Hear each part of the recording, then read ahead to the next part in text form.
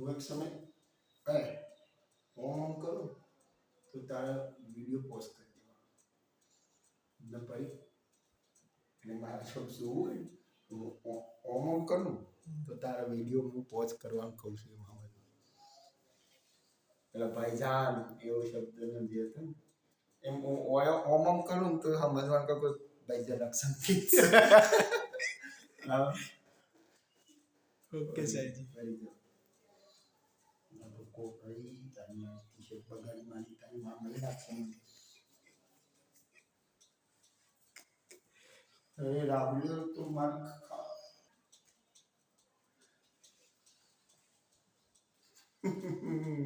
Good evening સરજી good evening કેવું ચાલે છે સારું ચાલી રહ્યું છે સરજી આમ વેકેશન સ્મૂથ જાય છે કે ઉબડ ખાબડ જઈ રહ્યું છે સર આમ સ્મૂથલી ચાલે છે ને હા સરજી 50% વેકેશન પતી ગયું છે 50% બાકી રહ્યું છે બરાબર 5 અઠવાડિયાનું વેકેશન હોય ઉનાળાનું 2.5 અઠવાડિયા આજે પૂરા બુધવાર એટલે હવે 2.5 અઠવાડિયા બાકી રહ્યા અરે છોકરાઓ પ્રકરણ નંબર 5 જૈવિક ક્રિયાઓની અંદર આપણે ગઈકાલે વિડીયોમાં શરૂઆત કરી દીધી હતી હવે થોડાક આપણે આગળ વધીએ તો જૈવિક ક્રિયાઓ વિશે તમે પ્રાથમિક માહિતી જાણી લીધી છે કે ભાઈ જૈવિક ક્રિયાઓ એટલે શું તો સજીવ પોતાનું જીવન ટકાવી રાખવા માટે જીવનકાળ દરમિયાન જે કોઈ પ્રક્રિયાઓ કરે છે એ પ્રક્રિયાઓને આપણે શું કહીએ છીએ જૈવિક ક્રિયાઓ જૈવિક ક્રિયાઓની અંદર સજીવ પોતાનું જીવન ટકાવી રાખે છે અને સજીવ જીવિત રહે છે શું રહે છે લે જીવિત જીવતો રહેવા હવે પ્રશ્ન એ થાય કે કોઈ પણ સજીવ જીવે છે અથવા જીવિત છે એવું કઈ રીતે નક્કી કરી શકાય તો જે સજીવ જીવિત હોય એ સજીવ શું કરે વૃદ્ધિ એટલે કે નાનામાંથી મોટો થાય પછી શું કરે હલનચલન કરે પછી એ સ્થાયી હલનચલન હોય કે અસ્થાયી હલનચલન હોય આપણે બધા પ્રાણીઓ પગવાળા પ્રાણીઓ હલનચલન કરીએ છીએ અસ્થાયી હલનચલન છે જ્યારે વનસ્પતિ સ્થિર છે છતાં એ નાનામાંથી મોટી થાય છે આ નાનામાંથી મોટું થવું એ વનસ્પતિનું હલનચલન છે તો આ રીતે વૃદ્ધિ થવી હલનચલન થવું વિકાસ થવો સાથે સાથે પોષણ મેળવવું ખોરાકને પચાવવો ઉત્સર્જન થવું કોષ વિભાજન થઈ કોષોમાં વૃદ્ધિ થવી આ વગેરે જેવા માપદંડોથી આપણે કહી શકીએ કે સજીવ જીવિત છે આમાંનું નિર્જીવ સજીવમાં નિર્જીવ પદાર્થોમાં કશું જ જોવા મળતું તો જીવિત રહેવું અથવા જીવિત હોવા માટે આ બધા એના પ્રમાણ છે કે વૃદ્ધિ થાય હલનચલન થાય વિકાસ થાય શું થાય વિકાસ થાય આ બધા માપદંડો છે જીવિત સજીવ સરજી પર્વત પણ ઘણી વખત નાનામાંથી મોટો થતો હોય છે એની પણ તો વૃદ્ધિ તો થઈ હતો બરાબર છે પણ પર્વત નાનામાંથી મોટો થાય છે એ એના આંતરિક કોષોના વૃદ્ધિથી નથી થતો એના ઉપર પવનના કારણે ધૂળ માટી અને બધું જામમાંથી ધીમે ધીમે એના કદમાં વધારો થાય એના અંદર કોષ વિભાજન થઈ અને પર્વતમાં કોષોની સંખ્યા વધતી નહીં સમજી લો બરાબર ફોન આવે છે પણ પડી જવા દો વાગવા દો હમણાં થોડી વાર બરાબર પછી આપણે સમજીએ તો પર્વત મોટો થાય છે પણ પર્વત એ સજીવ નથી સજીવ મોટો થાય છે કારણ કે એના અંદર આંતરિક કોષ વિભાજન થાય છે સમજ્યા વાત ને હા સર એટલે હા તમે આ સારું વિચારી રહ્યા છો કે માત્ર મોટું થવું એ જરૂરી નથી પછી પર્વત હલનચલન કરતો નથી સરજી ઝાડને શ્વસન કરે ઝાડને શ્વસન કરે જ ને તો શ્વસન આવે અહીંયા હા વનસ્પતિની અંદર શ્વસન આવશે આ બધી જ ક્રિયાઓ એટલે આ શબ્દ કયો લખ્યો છે? સજીવ. સજીવ એટલે શું? સજીવમાં કોનો કોનો સમાવેશ થાય? વૃક્ષો, મનુષ્યો. સજીવ એટલે પ્રાણીઓ અને વનસ્પતિ. પ્રાણીઓ અને વનસ્પતિ આ બધાને સજીવ કહેવાય. ઓર્ગેનિઝમ, અંગ્રેજીમાં સજીવને શું કહીશું? ઓર્ગેનિઝમ. અને organism is a two type, animal and plant. તો સજીવ શબ્દની અંદર એકલા પ્રાણીઓનો સમાવેશ નથી થતો, એમાં વનસ્પતિઓનો પણ સમાવેશ થાય છે. આ બધી જ ક્રિયાઓ પોષણ, શ્વસન, વહન, પરિવહન, સંકલન અને પ્રજનન આ બધું વનસ્પતિમાં પણ જોવા મળે છે. એવું નહીં કે માત્ર આ છ તંત્રો પ્રાણીઓમાં જ હોય છે અથવા આ ક્રિયાઓ પ્રાણીઓમાં જ થાય છે. ભાઈ પ્રાણીઓ પણ જૈવિક ક્રિયાઓ કરે છે અને વનસ્પતિઓ પણ જૈવિક ક્રિયાઓ કરે છે. એટલે તો અહીંયા વ્યાખ્યામાં જ કયો શબ્દ આવી જાય છે? સજીવ. કયો શબ્દ આવી જાય છે? સજીવ. તો હવે સજીવનું જીવન ટકાવી રાખવા માટે સજીવ દ્વારા કરવામાં આવતી વિવિધ ક્રિયાઓને જૈવિક ક્રિયાઓ કહે છે. એ પૈકીની પ્રથમ ક્રિયા છે એટલે કે પોષણ, બીજી શ્વસન, ત્રીજી વહન, ચોથી ઉત્સર્જન, પાંચમી નિયંત્રણ અને સંકલન અને છઠ્ઠી પ્રજનન. તો હવે સમય બગાડ્યા સિવાય આપણી પ્રથમ જૈવિક ક્રિયા એટલે કે પોષણ. પોષણની આપણે વિગતસર વાતને સમજવા જઈશું. આર્ય પ્રકરણમાં આપણે 4 ક્રિયાઓ સમજવાના છે. પાંચમી અને છઠ્ઠી ક્રમશઃ આગળના પ્રકરણોમાં.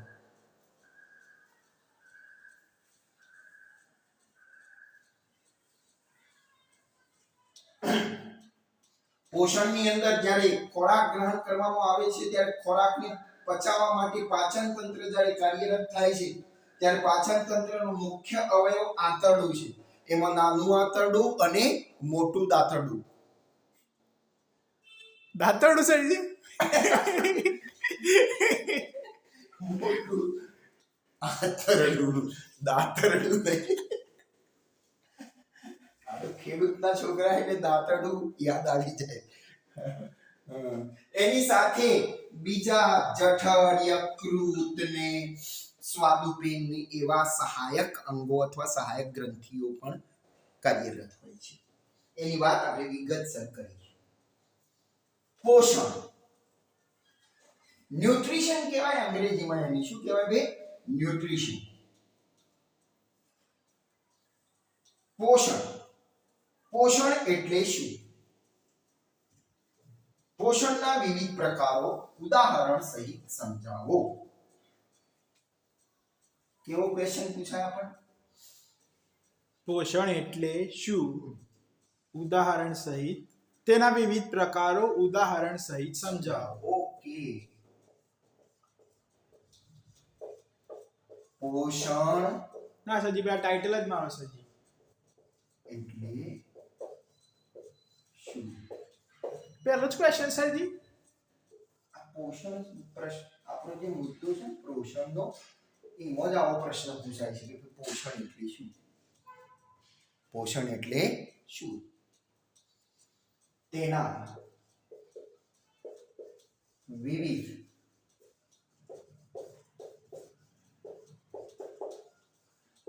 હવે દેખાય છે ને? આ પેન જાડી લીધી છે. હા સરજી ક્લિયર. અક્ષરો બરાબર ક્લિયર? હા કાળા ઘટ્ટ દેખાય છે સરજી. બ્લેક એકદમ. હા સરજી. તો પોષણની વ્યાખ્યા આપીએ તો શું થાય? સરજી ઉદાહરણો આપવાના સરજી. ઉદાહરણ તો આપવા જ પડશે ભાઈ.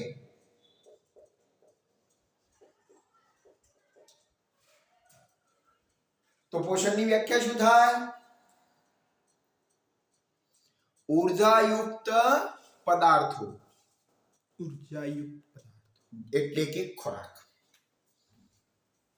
ઉર્જા યુક્ત પદાર્થો કે જેમાં ઉર્જા રહેલી હોય, આવા ઉર્જાયુક્ત પદાર્થોને આપણે શું કહીએ છીએ? ખોરાક. ઉર્જાયુક્ત પદાર્થોને બહારથી શરીરની અંદર દાખલ કરવાની ક્રિયાને પોષણ કહે છે.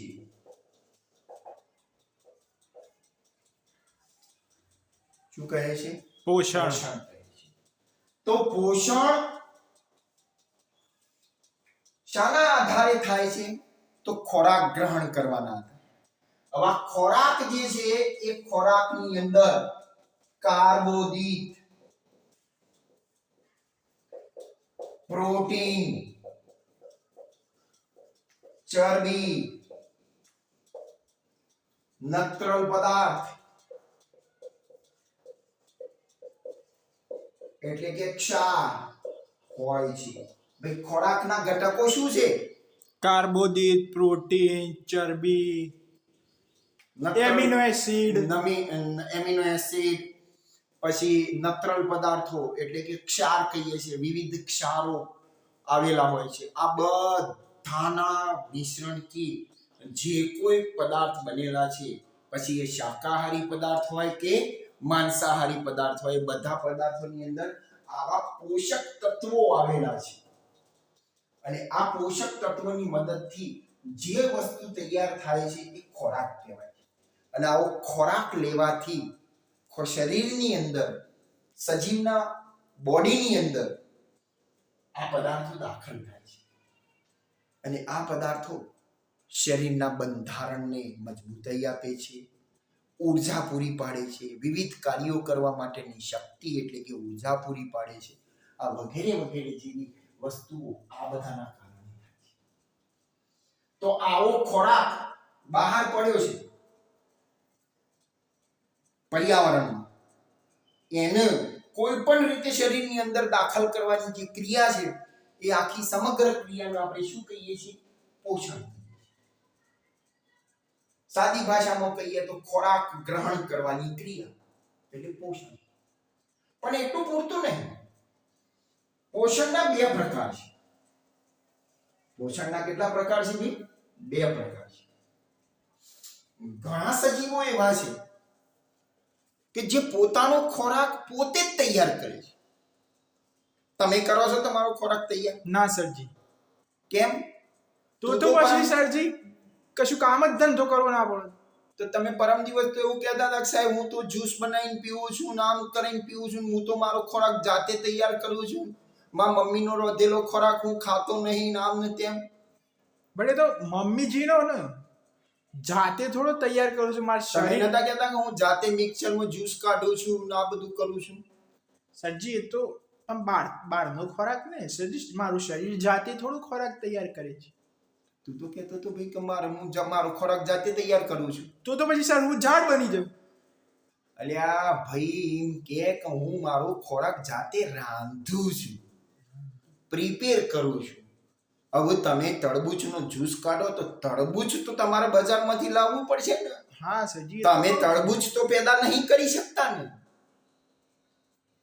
તમે તો તરબૂચમાંથી તમને યોગ્ય લાગે એવો ખોરાક રાંધો છો, અથવા તો એને પ્રિપેર કરો છો, જ્યુસ સ્વરૂપે પ્રિપેર કરો કે બીજી કોઈ પણ રીતે.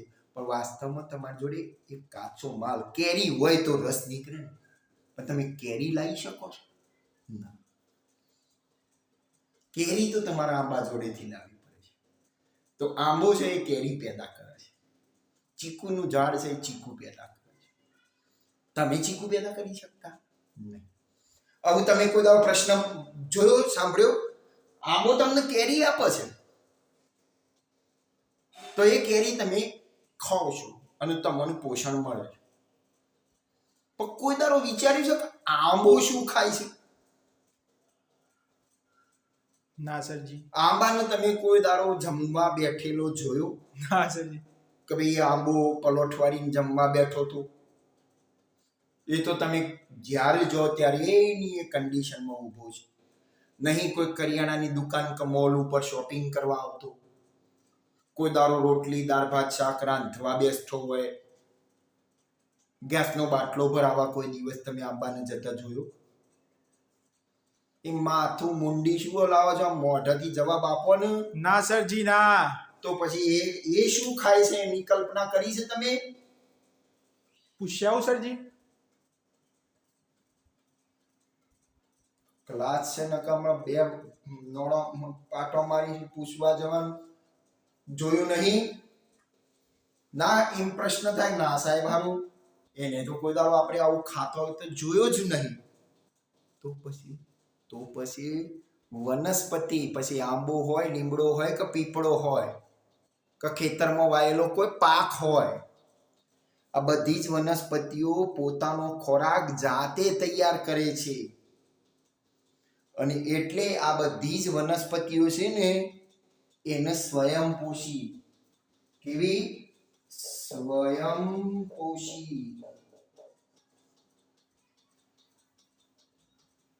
કેવી? સ્વયંપોષી. પોષણ પદ્ધતિ કહેવામાં આવે છે. સ્વયંપોષી પોષણ મેળવે છે. અને આપણે બધા આંબા ઉપરથી કેરી તોડી લાવીને ખાધી, ખેતરમાં ઘઉં પકવ્યા તો એને રોટલી બનાવીને ખાધી, બરાબર? ચીકુના ઝાડ ઉપર ચીકુ હતા તો લાવીને ખાધા, જ્યુસ બનાવીને પીધો.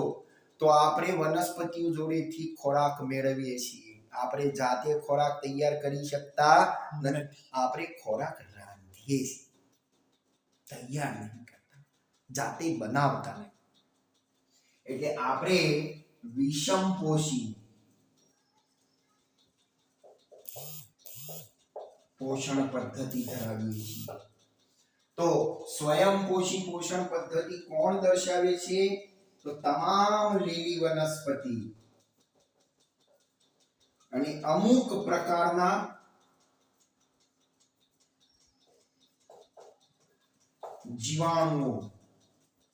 જીવાણુઓને અંગ્રેજીમાં આપણે બેક્ટેરિયા કહીએ છીએ. શું કહીએ છીએ?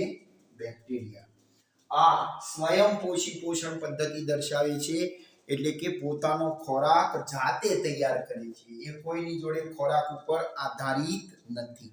તો બીજો પ્રશ્ન એ થાય કે સાહેબ આ ખોરાક જાતે તૈયાર કરે છે. આપણે જેમ ઘેર ખોરાક રાંધીએ છીએ તો તુવેરની દાળ ને ચોખા ને મગની દાળ ને બધું સામાન લાવીએ છીએ. તો લીલી વનસ્પતિ પોતાનું પોષણ મેળવવા માટે કયા સામાનનો ઉપયોગ કરતી હશે? એને પોતાનો ખોરાક બનાવવા માટે કંઈક સામાનની જરૂર તો પડતી છે ને. તો મિત્રો એ જમીનમાંથી શાનું શોષણ કરે છે? પાણી. વાતાવરણમાંથી એ શું મેળવે છે? Carbon dioxide. તો કાર્બન ડાયોક્સાઇડ લીલી વનસ્પતિને ક્યાંથી મળે છે? વાતાવરણમાંથી. પાણી ક્યાંથી મેળવે છે? જમીનમાંથી, મૂળ દ્વારા. કાર્બન ડાયોક્સાઇડ વનસ્પતિની અંદર પર્ણરંધ્રો દ્વારા મારફતે શરીરમાં દાખલ થાય છે. અને પાણી જે મૂળ દ્વારા શોષી અને જલવાહિની મારફતે પાણી પર્ણોમાં ભેગા થાય છે. તો પાણી અને કાર્બન ડાયોક્સાઇડ લીલી વનસ્પતિના પર્ણોમાં ભેગા થાય છે. આ બંને પદાર્થો ક્યાં ભેગા થાય છે? પર્ણોમાં ભેગા થાય છે, પાંદડાઓમાં. અને પાંદડાઓની અંદર પહેલેથી જ ક્લોરોફિલ એટલે કે હરિત દ્રવ્ય હાજર હોય છે. ક્લોરોફિલ નામનું દ્રવ્ય વનસ્પતિના પર્ણોમાં હાજર હોય છે. એટલે તો વનસ્પતિના પર્ણોનો રંગ લીલો હોય છે. અને જે વનસ્પતિના પર્ણનો રંગ લીલો હોય તેવી તમામ વનસ્પતિઓ કેવી હોય? સ્વયંપોષી પોષણ પદ્ધતિ દર્શાવતી હોય. જો પીળો રંગ હોય અમરવેલનો તો એ પોષણ પદ્ધતિ સ્વયંપોષી દર્શાવતી નથી. તો ક્લોરોફિલનો રંગ લીલો છે એટલે પર્ણનો રંગ લીલો હોય છે. તો ત્રણ પદાર્થો થયા. ત્રણ પદાર્થો ક્યાં છે? પર્ણની અંદર. પર્ણની અંદર. એમાં પહેલેથી જ કોણ હાજર છે? ક્લોરોફિલ. હા. નવા આવનાર પદાર્થો કયા છે? પાણી અને કાર્બન ડાયોક્સાઇડ. તો પાણી અને કાર્બન ડાયોક્સાઇડ બે નવા મેળવે છે વનસ્પતિ. ક્લોરોફિલ તો ઓલરેડી હાજર જ છે. ચોથો ઘટક સનલાઇટ. એટલે કે સૂર્યપ્રકાશ. ચોથા કયા ઘટકની જરૂર છે? સૂર્યપ્રકાશ. તો સૂર્યપ્રકાશના કારણે કાર્બન ડાયોક્સાઇડ અને પાણી વચ્ચે પ્રક્રિયા થાય તો અને ક્લોરોફિલની હાજરીમાં કાર્બોદિત પદાર્થ ગ્લુકોઝ તૈયાર થાય છે. શું? ગ્લુકોઝ તૈયાર થાય છે અને સાથે ઓક્સિજન વાયુ મુક્ત થાય છે. કયો વાયુ મુક્ત થાય છે? સર ઓક્સિજન જ લખો. હા ના ગમે. ઓક્સિજન વાયુ મુક્ત થાય છે અને થોડીક પ્રમાણમાં ઉર્જા મુક્ત થાય. એ વાત પછી કરીશું. શ્વસનમાં આવશે એ મુદ્દો એટલે કરીશું. તો કોના વચ્ચે રાસાયણિક પ્રક્રિયા થાય છે? પાણી અને કાર્બન ડાયોક્સાઇડ વચ્ચે છે. વચ્ચે રાસાયણિક પ્રક્રિયા થાય છે. આ બંને વચ્ચે રાસાયણિક પ્રક્રિયા થાય છે. કોની હાજરીમાં થાય છે? ક્લોરોફિલ અને સૂર્યપ્રકાશ. હા. હવે હું તારો લગન કરાવું, ઉદાહરણ સમજજે. તો લગન એક છોકરા અને છોકરીનો થાય. વર અને વધુ વચ્ચે થાય છે. વર અને વધુ એટલે છોકરો અને છોકરી જ થયા ને. બસ સજી મોટા થઈ જાય એટલે પછી વર અને વધુ ના બોલો, વર અને કન્યા ના બોલો. વર કન્યા. તો વર કન્યાના લગન થતા હોય તો હાજરી કોની જરૂરી છે? વર કન્યાની તો ખરી જ. લગ્ન એમના બંને વચ્ચે થવાનું. તો પ્રેઝન્સ કોની જરૂરી છે? વર કન્યાની સર. વર કન્યાની સાથે બીજા લોકોની પણ એવિડન્સ તરીકે પ્રેઝન્સ જરૂરી છે. માતા પિતા હોય, વર કન્યાના સગા સંબંધીઓ હોય, એમ આ બંને વચ્ચે રાસાયણિક પ્રક્રિયા થવાની છે. પણ પ્રેઝન્સ કોની જરૂરી છે? સૂર્યપ્રકાશની અને ક્લોરોફિલની. હા, તો આ બંનેની હાજરીમાં ક્રિયા થાય છે. અને કયો પદાર્થ તૈયાર થાય છે? ગ્લુકોઝ એક પ્રકારનો શું છે? કાર્બોદિત છે. સર જે ફ્રુક્ટોઝ, ગ્લુકોઝ, લેક્ટોઝ, માલ્ટોઝ, આ બધા સુક્રોઝ, આ બધા કાર્બોદિતો છે. તો કાર્બોદિતનો જ એક પ્રકાર કયો છે? ગ્લુકોઝ. આ ગ્લુકોઝ એ જ વનસ્પતિનો શું છે? ખોરાક. વનસ્પતિનો સર જે આનું સૂત્ર લખી શકીએ? લખી શકાય. તો આખી આ જે વનસ્પતિનો ખોરાક તૈયાર કરવા માટેની જે આખી પ્રક્રિયા છે ને, એ પ્રક્રિયાને પ્રકાશ સંશ્લેષણ કહેવાય. શું કહેવાય? પ્રકાશ સંશ્લેષણ.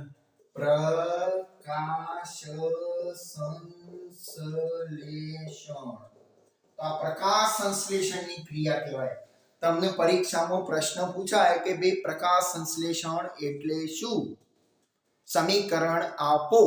તો પ્રકાશ સંશ્લેષણની પહેલી વ્યાખ્યા લખવી પડે. શું લખવી પડે? વ્યાખ્યા આ રીતે જ લખવાની છે. લીલી વનસ્પતિ જમીનમાંથી પાણીનું શોષણ કરે છે. વાતાવરણમાંથી કાર્બન ડાયોક્સાઇડ મેળવે છે. અને બંને ઘટકો વનસ્પતિના પર્ણોમાં ક્લોરોફિલની હાજરીમાં અને સૂર્યપ્રકાશની હાજરીમાં રાસાયણિક પ્રક્રિયા કરીને કોના વચ્ચે રાસાયણિક પ્રક્રિયા થાય છે? પાણી અને કાર્બન ડાયોક્સાઇડ વચ્ચે. હા, તો પાણી અને કાર્બન ડાયોક્સાઇડ વચ્ચે રાસાયણિક પ્રક્રિયા થઈને ગ્લુકોઝ જેવો કાર્બોદિત પદાર્થ તૈયાર થાય છે. અને સાથે ઓક્સિજન વાયુ મુક્ત થાય છે. આ ક્રિયાને પ્રકાશ સંશ્લેષણ કહે છે. પ્રકાશ સંશ્લેષણ રેડી? આ ચાર શબ્દો તમારી વ્યાખ્યામાં આવવા જોઈએ. કયા? 1 2 3 4. આ ચાર ઘટકોમાં બે વચ્ચે રાસાયણિક પ્રક્રિયા થાય છે. બેની હાજરી જરૂરી છે અને નિપજમાં બે પદાર્થો મળે છે. પાણી એટલે H2O, કાર્બન ડાયોક્સાઇડ એટલે CO2. હું બોલું સરજી? હવે ઘણી જગ્યાએ પુસ્તકમાં તમને કાર્બન ડાયોક્સાઇડ આગળ લખેલો જોવા મળશે, પાણી પાછળ લખેલું જોવા મળે, કશું વાંધો નહીં. બોલ હે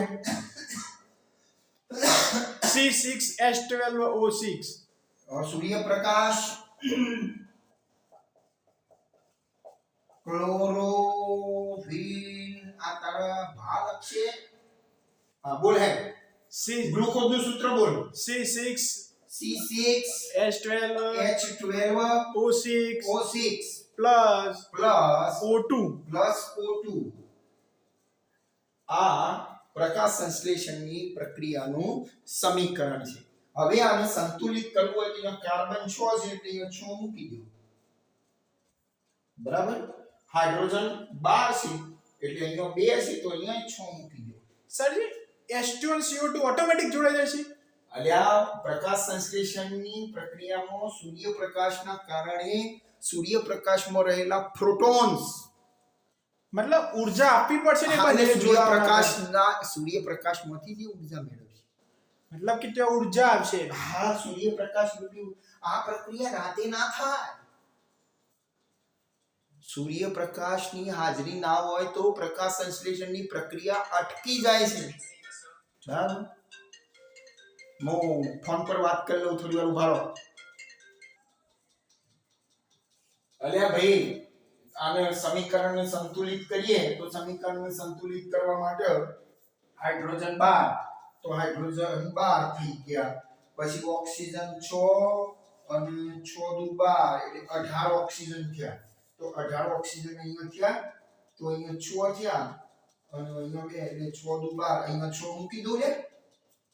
એટલે 6 દુ 12 ઓક્સિજન અને 6 18 ઓક્સિજન થઈ ગયા. બરાબર. અને કાર્બન 6 થઈ ગયા તો કાર્બન 6 થઈ ગયા. સમીકરણ શું થઈ ગયું? સંતુલિત. તો અહીંયા પાણી આગળ 6, કાર્બન ડાયોક્સાઇડ આગળ 6 અને ઓક્સિજન આગળ 6 મૂકવાથી સમીકરણ શું થઈ જાય છે? સંતુલિત. તો પરીક્ષામાં પ્રશ્ન પૂછાય કે ભાઈ પ્રકાશ સંશ્લેષણ એટલે શું? સમીકરણ સહિત સમજાવો.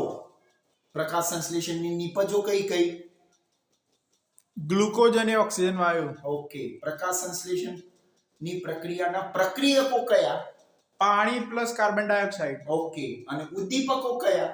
સૂર્યપ્રકાશ અને ક્લોરોફિલ. તો આ બંને જે છે એને શું કહીશું આપણે? ઉદ્દીપકો. ઉદ્દીપક. શું કહીશું? ઉદ્દીપક. ઉદ્દીપક. એ ના હોય તો પ્રક્રિયા ના થાય. પ્રકાશ સંશ્લેષણની પ્રક્રિયા રાતે થતી નહીં. સર જે પર્ણમાં ક્લોરોફિલ ક્યાં આવેલું હોય? પર્ણમાં ક્લોરોફિલ પર્ણરંધ્રો જે છે પર્ણની સપાટી, એ પર્ણની સપાટી ઉપર એટલે કે પર્ણની થાઇલેકોઇડમાં આવેલું છે. થાઇલેકોઇડમાં આવેલા હોય. યાર તમે વાંચી તો આયા છો. થાઇલેકોઇડમાં હોય એ વાત આપણે આગળ પર્ણરંધ્રો વિશે જાણીશું એમાં એ વાત આપણને જોવા મળશે. ના સર પર્ણરંધ્ર એ અલગ વસ્તુ છે. થાઇલેકોઇડ હરિતકણોની અંદર આવેલું હોય. હરિતકણોની અંદર હરિતદ્રવ્ય હરિતદ્રવ્ય કહી શકાય ને ક્લોરોફિલ કહી શકાય. તો હરિતકણોની ક્લોરોફિલ અને ક્લોરોપ્લાસ્ટ. હા હરિતકણની અંદર ક્લોરોપ્લાસ્ટ આવેલું હોય, થાઇલેકોઇડ આવેલું હોય. થાઇલેકોઇડ આવેલું હોય. એ થોડું પછી તમે ઉચ્ચ અભ્યાસમાં જશો એટલે તમને જાણવા મળશે. અત્યારે થોડા હોતા રહો. આ જેટલું છે એટલું સમજવાનો પ્રયત્ન કરો. તો પ્રકાશ સંશ્લેષણની પ્રક્રિયા રાત્રે પાછો એક પાછો મૂર્ખો કે સાહેબ રાત્રે ટ્યુબલાઇટ ચલાવીએ તો પ્રકાશ સંશ્લેષણ થાય બલ્બના અજવાળામાં. સૂર્યપ્રકાશ તો છે નહીં રાત્રે, તો બલ્બ સળગાઈએ, ફાણસ સળગાઈએ, તાપણી કરીએ, લાઇટનો ગોળો કરીએ તો પ્રકાશ સંશ્લેષણ થાય. આવો કૃત્રિમ પ્રકાશ ઉત્પન્ન કરીએ તો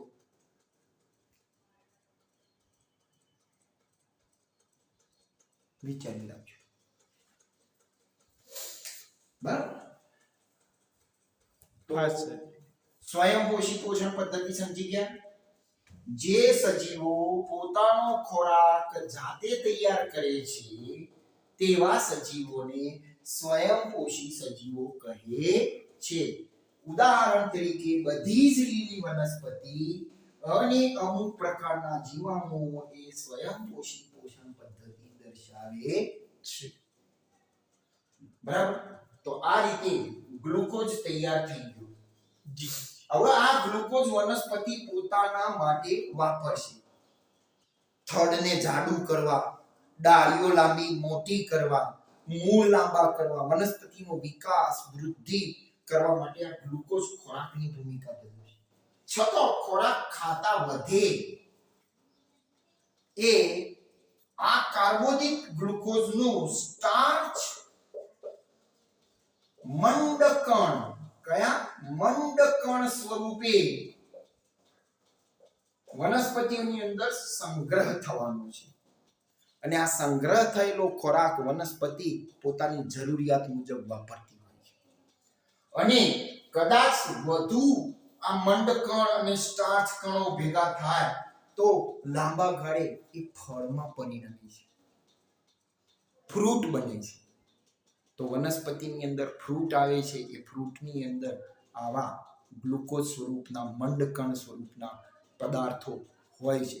અને એ ફ્રૂટ આપણે ખાઈએ છીએ તો આપણને ખોરાક તરીકે મળે છે.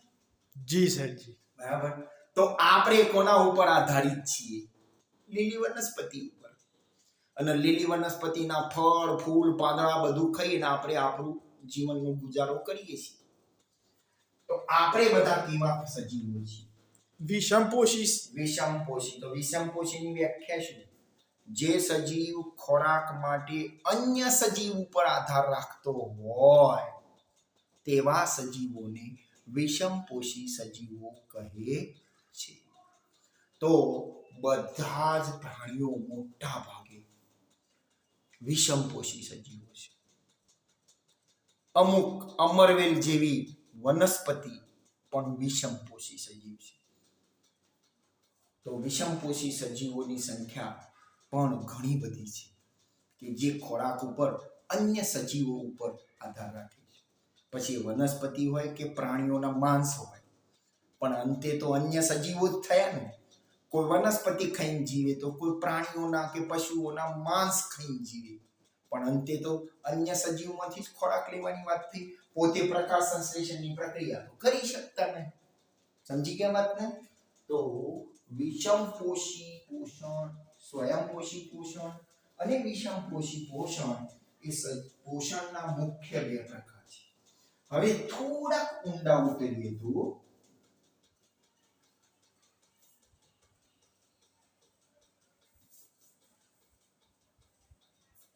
બધા બેસી રહ્યા છે, પણ કોઈ નિયમ થાય છે કે સાહેબ સર તમે ઉભા રહો, હું બોર્ડ સાફ કરી દઉં. આટલી ગરમી છે, હું એક અડધા કલાકથી બોલું છું, પણ કોઈ નિયમ થાય છે કે સાહેબ આ બોટલમાંથી સર પાણી પીવો. પણ હું તમારા જેવો નહીં, હું તૈયાર જ રાખું છું પાણી.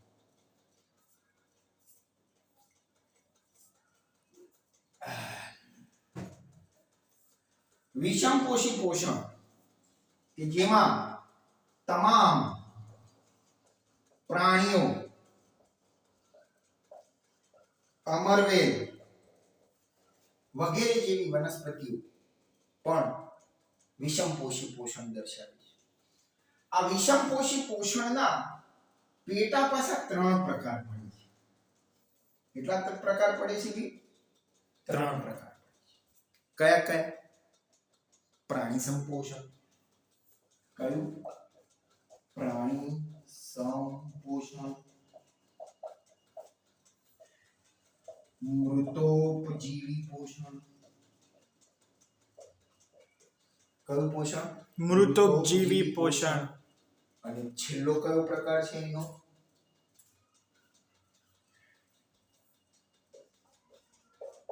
પરોપજીવી પોષણ. તો વિષમપોષી પોષણની અંદર પણ આવા પોષણ મેળવવાના પેટા 3 પ્રકારો પડે છે. પ્રાણી સંપોષણ, મૃતોપજીવી પોષણ અને પરોપજીવી પોષણ. પ્રાણી સંપોષણની અંદર મનુષ્ય,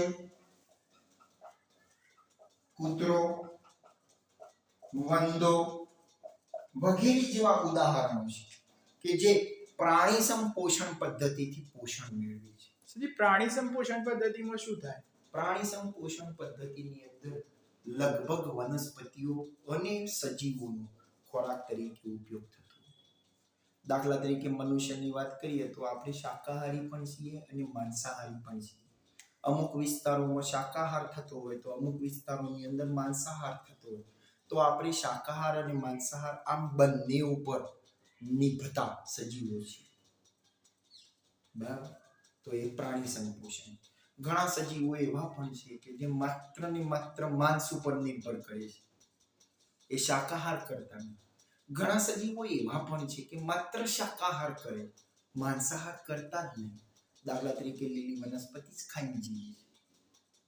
હાથી હોય, સસલું હોય, ગાય હોય, ભેંસ હોય, ઊંટ, ઘોડો, બળદ હોય, ત્યારે કૂતરું હોય એ બંને ખાય. તમે શાકાહાર ખોરાક આપો તો એ ખાઈને માંસાહાર કરે. વંદો એવું કરે, આપણે મનુષ્ય એવું કરીએ. તો પ્રાણી સંપોષણ. મૃતોપજીવી પોષણ. આ એવું પોષણ છે કે જે મૃત પદાર્થોનો જ ખોરાક તરીકે ઉપયોગ થાય. આમાં ખોરાક તરીકે ઉપયોગ કોનો થાય? મૃત પદાર્થોનો, નિર્જીવ પદાર્થોનો જ ખોરાક તરીકે ઉપયોગ થાય. અને નિર્જીવ ખોરાક તરીકે ઉપયોગ થાય એટલે ભાઈ મને પાણી પીવું.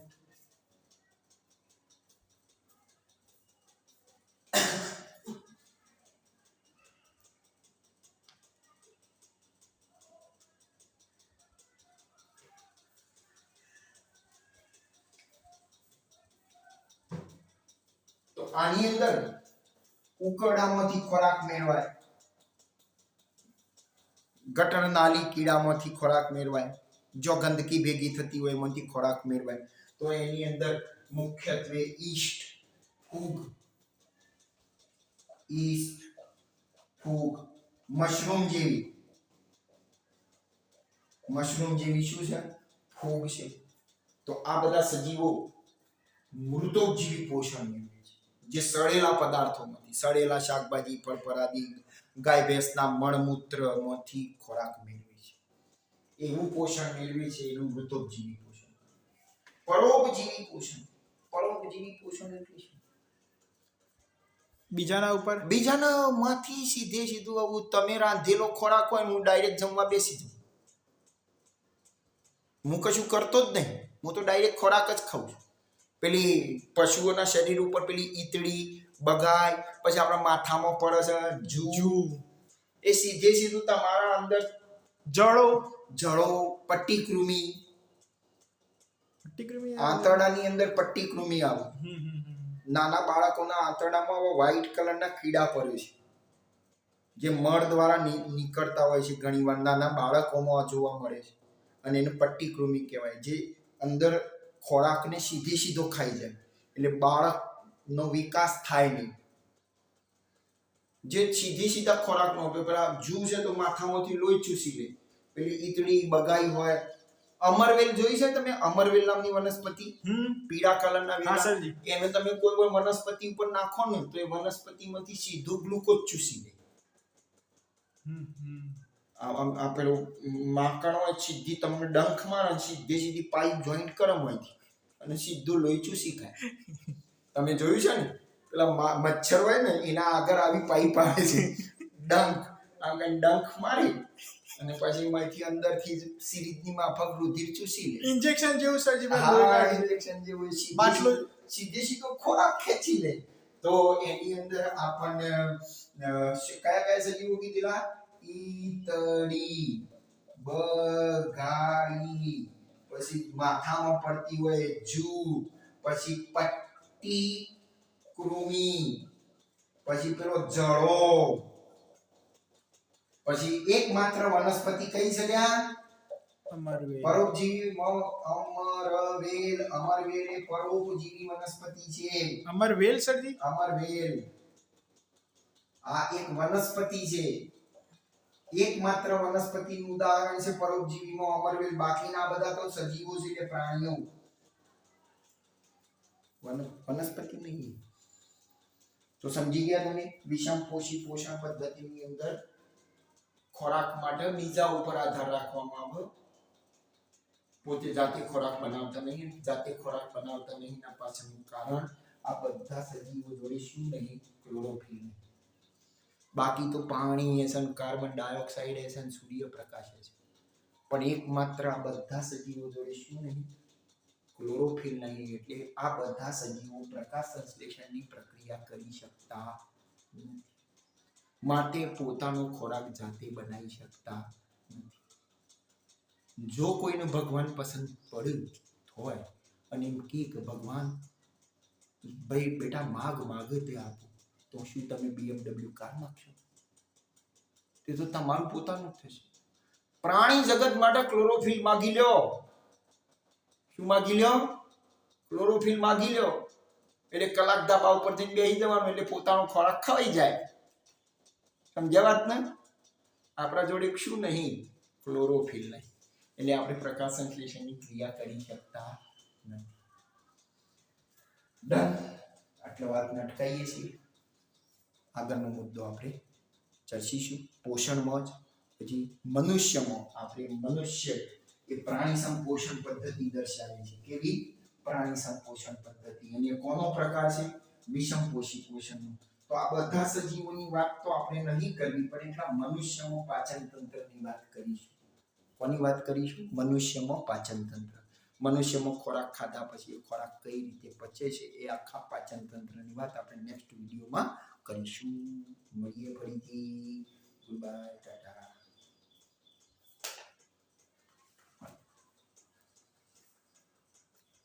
કુલિંગ વિડીયો બનાવશે. કોઈ જાતના બંધન પ્રોટેક્શન મજા આવે વિડીયો.